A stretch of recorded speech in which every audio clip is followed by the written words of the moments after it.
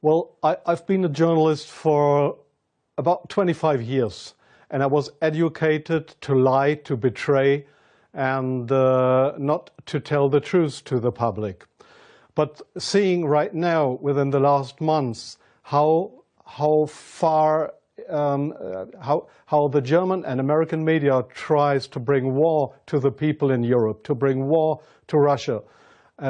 This is a point of no return, and I'm going to stand up and say it is not right what I have done in the past, to manipulate people, to make propaganda against Russia, and it is not right what my colleagues do and have done in the past, because they are bribed to betray the people, not only in Germany, all over Europe. The reason writing this book was that I am very fearful of a new war in Europe, and I don't like to have this situation again, because war is never coming from itself. There is always people behind it to push for war.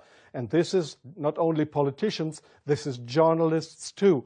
And I just have written in the book how we have betrayed in the past our readers just to push for war, and because I don't want this anymore. I'm fed up with this propaganda. We live in a banana republic and not in a democratic country where we have press freedom, where we have human rights. If you see the German media, especially my colleagues who day by day write against the Russians, who are in transatlantic organizations and who are supported by the United States to do so, well, people like me, I became an honorary citizen of the state of Oklahoma in the United States. Just why? Just because I write pro-American. I wrote pro-American. I was supported by the Central Intelligence Agency, by the CIA. Why? Because I should be pro-American. I'm fed up with it. I don't want to do it anymore. And so I've just written a book not to earn money. No, it will cause a lot of trouble for me, just to give the people in this country, in Germany, in Europe, and all over the world, just to give them a glimpse of a view what goes up behind the closed doors. Yes, there is many examples for that. If we go just back to history, if you go into the year 1988, if you go to your archives, you will find in March 1988 there was in Iraq, in Iraq, the Kurdish people have been gassed with poisoned gas. That is known all over the world. But in July 1988, they sent me to a town called Zubeidat, that is on the Iraqi-Iranian border. There was war. It was war between the Iranians and the Iraqis, and I was sent there to photograph how the Iranians have been gassed with poisoned gas, with German poisoned gas. You call it Lost and Zarine, mustard gas, made by Germany. They have been gassed, and I was there to make photographs how these people have been killed by poisoned gas from Germany. When I came back to Germany, there was just one small photo in a newspaper, in the Frankfurter Allgemeine, and there was one small article not writing how impressive, brutally, how unhuman, how terrible it was to kill decades after the end of the Second World War, people with German poisoned gas.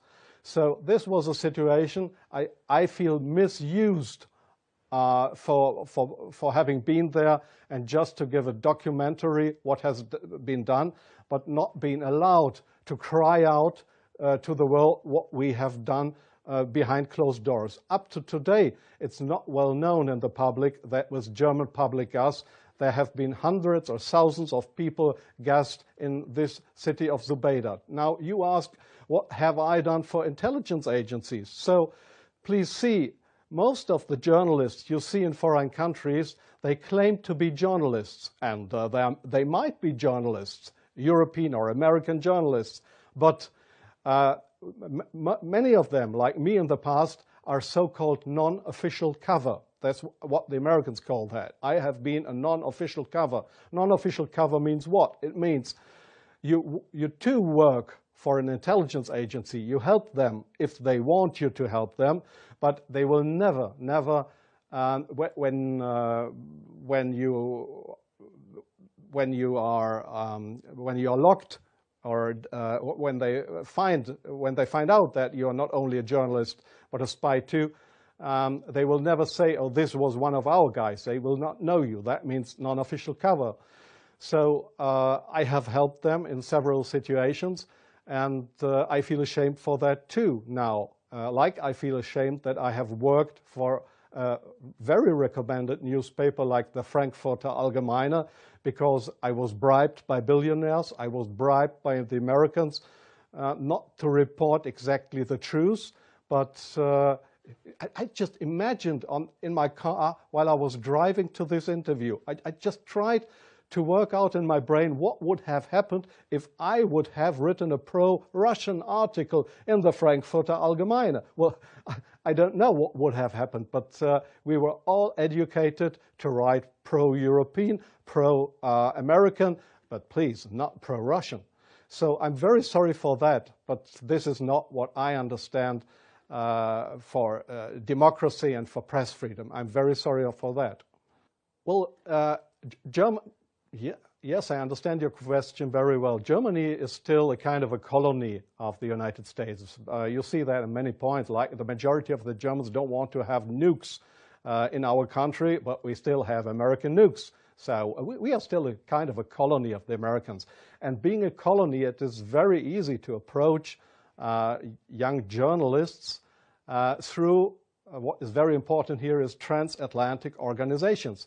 All journalists from really respected and recommended big German newspapers, magazines, radio stations, TV stations, they are all members or guests of those big transatlantic organizations. And there, in these transatlantic organizations, you are approached to be pro-American, and there is nobody coming to you and saying, well, we are the Central Intelligence Agency, would you like to work for us? No, this is not the case how it happens.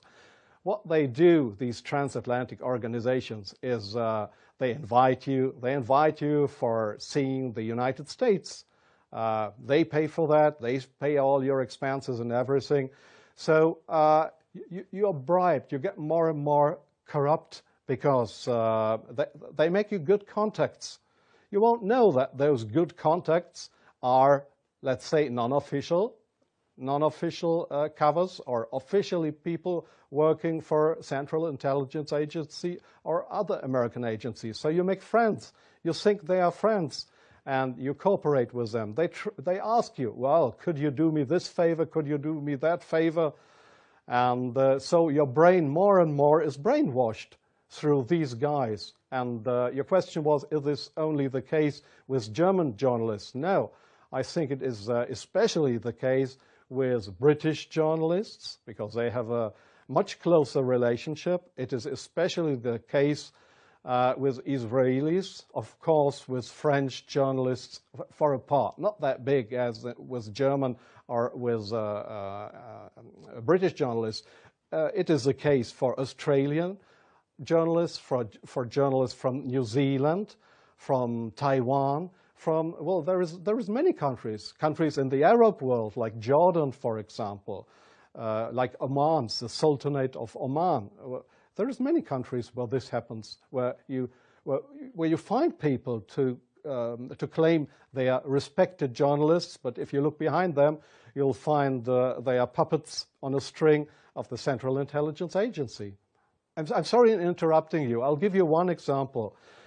Sometimes the intelligence agencies, they come to your office and want you to write an article. I give you an example not from strange other journalists, from me myself.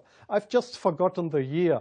I just remember that the German Foreign Intelligence, Bundesnachrichtendienst, it is just a sister organization of the Central Intelligence Agency. It was founded by the American Intelligence Agency. So one day the BND, this German Foreign Intelligence Agency, came to my office at the Frankfurter Allgemeine in Frankfurt. And they wanted me to write an article about Libya and about Colonel Muammar Gaddafi. I had absolutely no secret informations regarding Colonel Muammar Gaddafi and Libya. But they gave me all these secret informations, and they just wanted me to write, to sign the article with my name.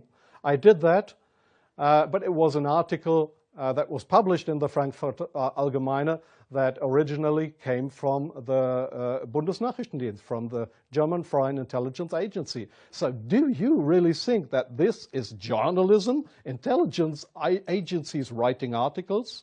Oh yes, that article, I have reprinted it partly in my book. That article was how Libya and Colonel Muammar Gaddafi, how he secretly tried to build a poison gas factory, I think in Rabta was the name, yeah. And I got all those informations. It was a story that was printed worldwide 2 days later. But I had no information on that. It was the intelligence agencies that wanted me to write this article. So, but this is not the way journalism should work, that intelligence agencies, that they decide what is printed and what not. If I say no, I give you an example from a very good example if you say no. Well, we have a rescue unit in Germany with helicopters for traffic accidents. It's called, they call themselves the Yellow Angels. There was one guy who didn't want to cooperate. He was a pilot of the helicopter service of the Yellow Angels in Germany.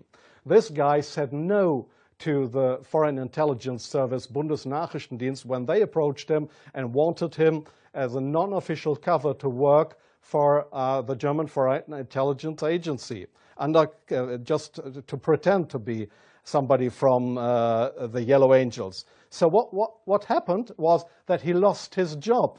And the court in Germany, the judge decided that they were right, because such a guy could not be trusted.